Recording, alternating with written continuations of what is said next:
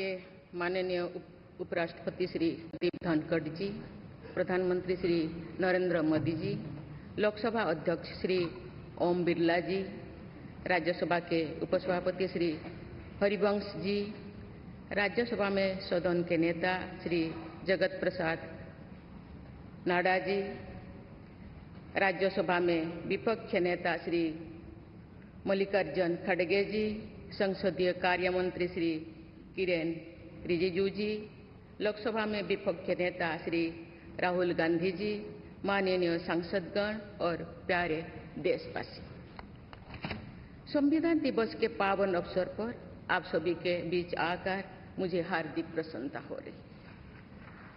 संविधान हमारे देश का सबसे पवित्र ग्रंथ है। आज हम सब एक ऐतिहासिक अवसर के भागीदार भी बन रहे हैं और साक्षी भी। 75 वर्ष पहले संविधान सदन के इसी केंद्रीय कक्ष में आज ही के दिन संविधान सभा ने नवस्वाधीन देश के लिए संविधान निर्माण का बहुत बड़ा कार्य संपन्न किया था।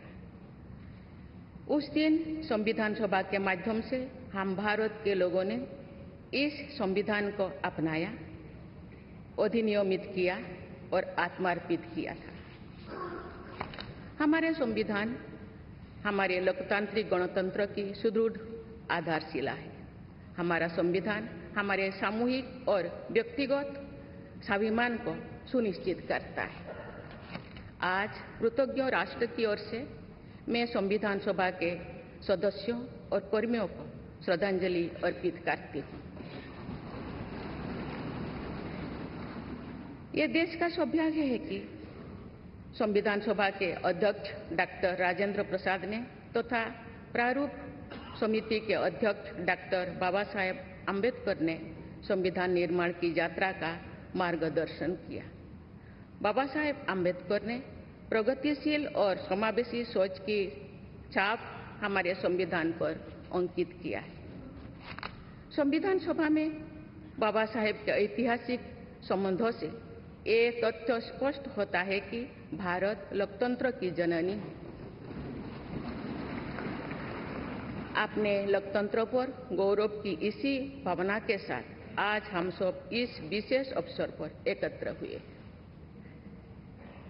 ये अवसर संविधान सभा की 15 महिला सदस्यों के योगदान को स्मरण करने का भी है। हमें उन अधिकारियों के अमूल्य योगदान को भी याद रखना चाहिए जिन्होंने नेपथ्य में रहकर काम किया। उनकी कार्यनिष्ठा ने संविधान निर्माण की प्रक्रिया को सुचारू रूप से आगे बढ़ाया। उनमें प्रमुख भूमिका श्री BN राव की थी, जो संविधान सभा के संवैधानिक सलाहकार थे। मैं संविधान सभा के सचिव श्री HBR अंगगर, संयुक्त सचिव श्री SN मुखर्जी और उप सचिव श्री जुगल किशोर खन्ना को भी उल्लेख करना चाहूंगी। माननीय सांसदगण, स्वतंत्रता के 75 वर्ष पूर्ण होने पर मैं सभी देशवासियों ने आज़ादी का अमृत महोत्सव मनाया। आगामी 26 जनवरी को हम अपने गणतंत्र की 75वें वर्षगांठ मनाएंगे। इस तरह के समारोह हमें अब तक की यात्रा का अवलोकन करने और आगे की यात्रा की बेहतर योजना बनाने के अवसर प्रदान करते हैं। ऐसे समारोह हमारी एकता को मजबूत बताने की तथा ये दर्शाते हैं कि राष्ट्रीय लक्ष्यों को प्राप्त करने के प्रयासों में हम सब एक साथ हैं।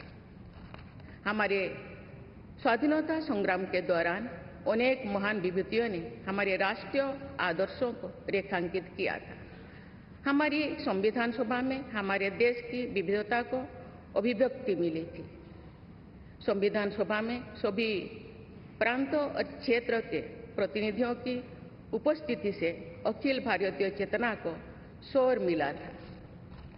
संविधान सभा के वाद विवाद तथा सदस्यों के संबोधनों में हमें संविधान निर्माण की प्रक्रिया के साथ साथ अपने देश के बारे में गहरी जानकारी प्राप्त होती है।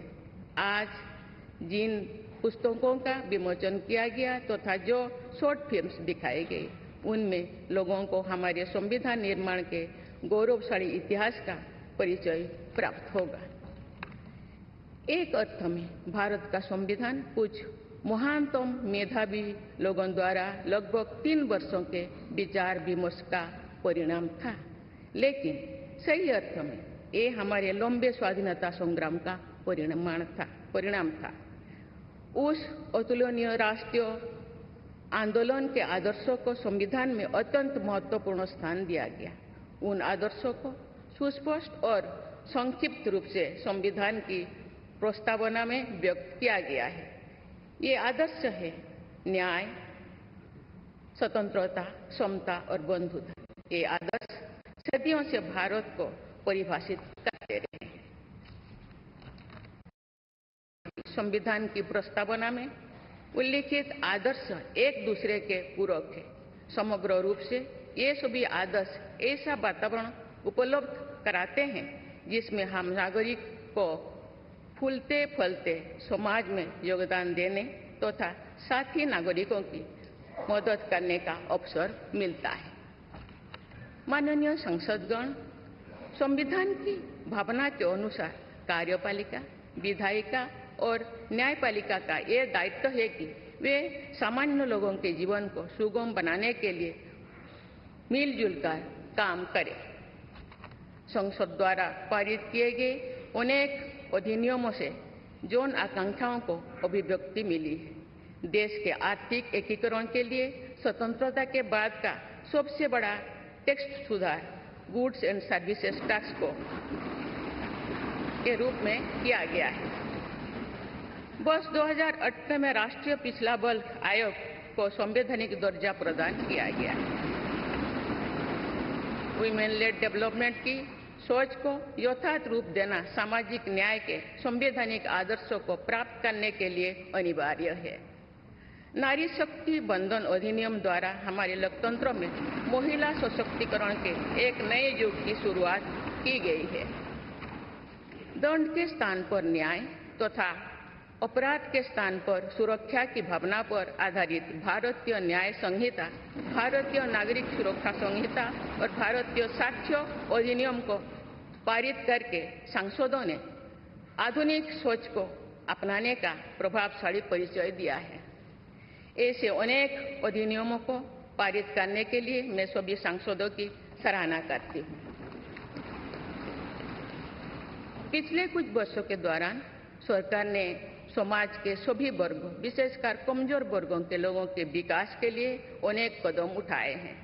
ऐसे निर्णयों से लोगों का जीवन बेहतर हुआ है तथा उन्हें प्रगति के नए अवसर मिल रहे हैं। गरीब लोगों का अपना पक्का घर मिल रहा है, बिजली, पानी, सड़क की सुविधा मिल रही है, खाद्य सुरक्षा और चिकित्सा सेवाएं मिल रही है। देश में बड़े पैमाने पर विश्व स्तर का इंफ्रास्ट्रक्चर बनाया जा रहा है। समग्र और समावेशी विकास के ऐसे अनेक प्रयास हमारे संवैधानिक आदर्शों को आगे बढ़ाते हैं। इस प्रयासों के लिए मैं सरकार की सराहना करती हूँ। उच्चतम न्यायालय के प्रयासों से देश की न्यायपालिका हमारे न्याय प्रणाली को और अधिक प्रभावी बनाने के लिए अनेक प्रयास कर रही है। न्यायपालिका विचाराधीन कैदियों को और जेल सुधार के विषयों पर भी कार्यरत है। हमारे देश में मूलभूत अधिकारों का दायरा समय के साथ विस्तृत होता रहा है। अपेक्षाकृत कम साधन संपन्न लोगों को कानूनी सहायता प्रदान करने के संवैधानिक निर्देश प्रति जागरूकता और सक्रियता बढ़ रही है। माननीय सांसदगण, कार्यपालिका, विधायिका और न्यायपालिका के साथ साथ सभी देशवासियों की सक्रिय भागीदारी से हमारे संवैधानिक आदर्शों को शक्ति मिलती है। हमारे संविधान में प्रत्येक नागरिक के मूल कर्तव्यों का स्पष्ट उल्लेख किया गया है। भारत की एकता और अखंडता की रक्षा करना, समाज में समरसता की भावना का निर्माण करना, महिलाओं के सम्मान को सुनिश्चित करना, पर्यावरण की रक्षा करना, वैज्ञानिक दृष्टिकोण को अपनाना, सार्वजनिक संपत्ति की सुरक्षा करना तथा राष्ट्र को उपलब्धियों की नई ऊंचाई तक ले जाना नागरिकों के मूल कर्तव्यों में शामिल है। हमारा संविधान एक जीवंत और प्रगतिशील दस्तावेज है। बदलते समय की मांग के अनुसार नए विचारों को अपनाने की व्यवस्था हमारे दूरदर्शी संविधान निर्माताओं ने बनाए थे। हमने संविधान के माध्यम से सामाजिक न्याय और समावेशी विकास के अनेक बड़े लक्ष्यों को प्राप्त किया है। नई सोच के साथ हम भारत को विश्व समुदाय में नई पहचान दिला रहे हैं। हमारे संविधान निर्माताओं ने भारत को अंतर्राष्ट्रीय शांति और सुरक्षा को मजबूत बनाने में महत्वपूर्ण भूमिका निभाने का निर्देश दिया है। आज एक अग्रणी अर्थव्यवस्था होने के साथ साथ हमारा देश विश्व बंधु के रूप में ये भूमिका बेखूबी निभा रहे हैं। समुदाय में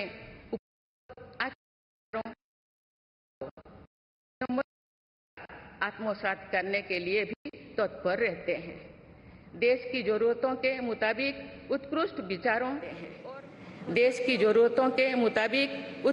विचारों और पद्धतियों को अपनाने की इसी भावना का उदाहरण हमारे संविधान निर्माता दूरदर्शी सदस्यों ने हमें एक प्रेरणादायक संविधान दिया जो अन्य देशों के लिए भी एक आदर्श साबित हुआ है।